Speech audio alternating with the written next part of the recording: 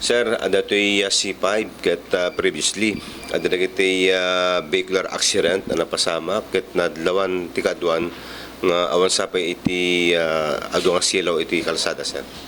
That's true. Medyo kulang pa yung existing na street lights because these are yung mga mababang illumination level.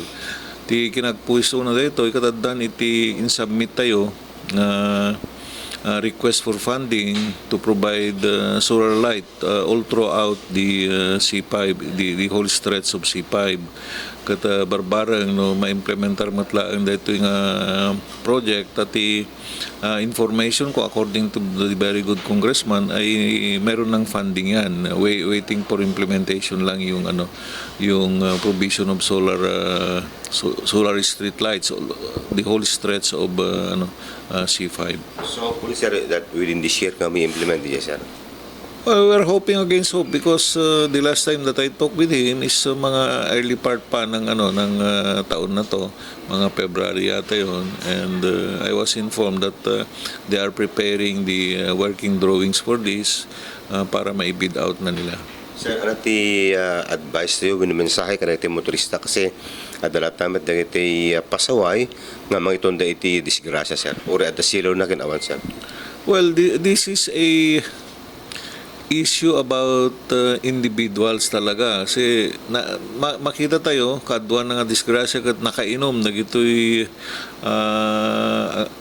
tattao nga madisgrasya, and not because of there is a lack of lights kundi nakikita mo yung you look at the pattern, even the report of the provincial PNP, most of the accidents ay nakikita na under the influence of liquor itong mga nadidisgrasya. So there is really a need to emphasize yung education ng mga vehicle drivers tapno no iwasan dat basit datay nuwang ka mabalingkat datay kunkunadan nga if you drive don't drink, if you drink don't drive.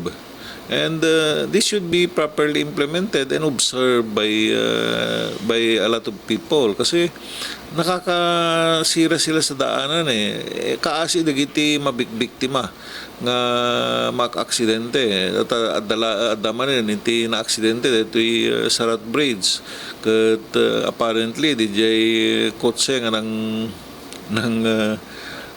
dumpar ka DJ motor vehicle kat under the influence of liquor. Ang masakit dito at the end of the day kapunta marigrigat dagito tao nga ma-involve kat mapilitan da nga to go into settlement, and this is not a good sign of a proper implementation of the traffic laws. Kat sapay kumata malawlawagan dagiti pada nga tattao nga no makainom da nga driver tapno no maiwasan da ti disgrasya.